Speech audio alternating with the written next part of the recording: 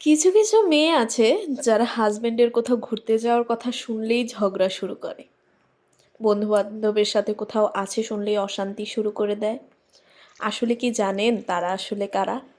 যাদের হাজবেন্ড তাদের নিয়ে বের হওয়ার সময় তো পায় না, অথচ বন্ধুদের জন্য অঢেল সময়।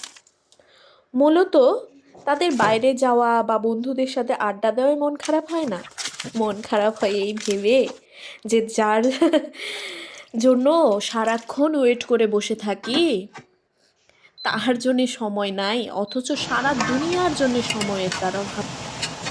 মন খারাপগুলো তখন রাগ হয়ে বের হয়।